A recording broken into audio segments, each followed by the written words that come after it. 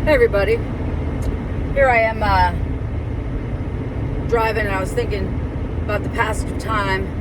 It's been a year ago that I was hit by a car while riding my bike, and I was thinking to myself about, wow, it's like that's kind of a fast year, and then I was thinking, well, it's kind of a long year. It's two things. It's the way time passes, the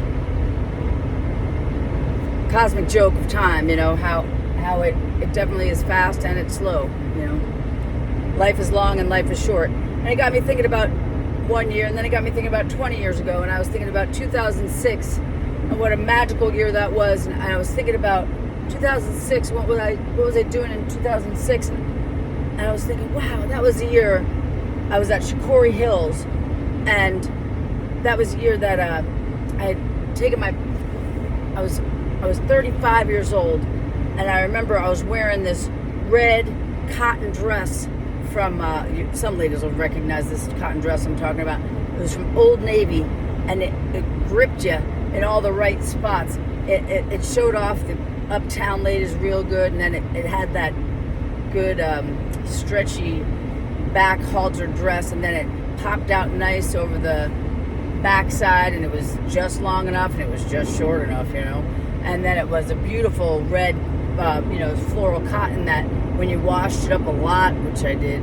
wear it a lot and wash a lot, it got nice and soft and drapey, and it was just a great festival dress. And then I was wearing it with these chunky brown leather boots, and of course, leg warmers, as I did, even though it was an late April, North Carolina, nice and warm Shikori Hills Festival. But you know how it gets in the winter in those hills. You get a little chill, and I really didn't go anywhere without dress boots and leg warmers. And I really have kept the leg warmers and boots to this day.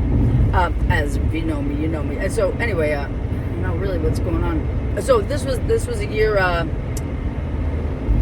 So I was wearing this dress, and I'm walking across this dirt road that went from the artist housing, the artist campsite, up over to the main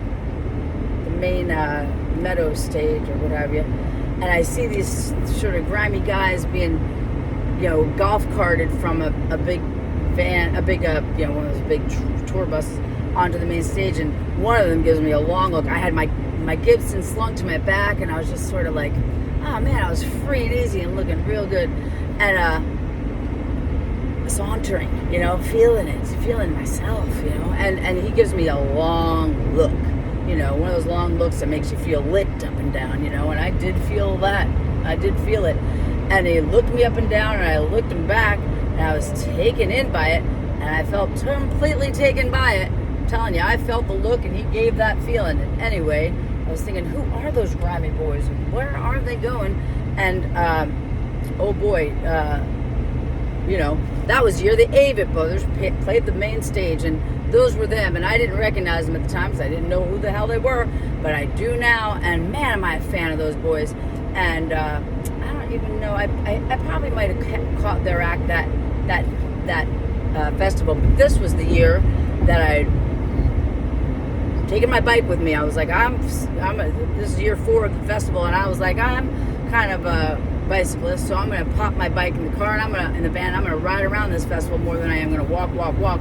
So when the chocolate drops came up, I jumped on my bike and I rode down to the dance tent, and I checked the chocolate drops out, and am I glad I did. And when I saw that act, and when I saw how they rippled through the crowd with this joy and this feeling that was just unbelievable. It made everybody feel something that I'd never felt before in that North Carolina old-time bluegrass crowd, that I had to jump back on my bike and pedal to the Duffys and say, Tim, you better be the first person that shakes hands with that band when they get off that stage, because this is a phenomenon. There's going to be something else in this world. And what he was smart enough to do it, and he swept up in the fervor of that moment, and man, did he help that band load their way into superstardom and eventual Grammy success. And that was in 2006, and that Shikori Hills was an epic Shikori Hills. And I'm telling you, my 35th year of life was an epic 35th year. And man, that whole time that I was Karen Duffy was an epic time in my life. I have to say, hats off, Sam Duffy. Like, so good to meet you, so good to know you, nice to be married to you, and boy, you taught me a lot, and we did a lot together.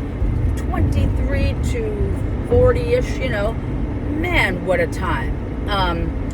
And is it because we were like Scrabdabble artists, just doing our own thing, like living our lives and making a living, and because out of art and just like doing whatever it took to be our own bosses and not toe the line? I could say whatever I wanted to say, and I could do whatever I wanted to do for the most part, and I didn't have to like so much toe a line, even though actually looking back when we had the physical space, I really did have to toe a line. But in any case, I'm just saying, like, at least I was my own boss. I was towing my line for my own self, instead of now I really have to sometimes bite my tongue a lot and be professional.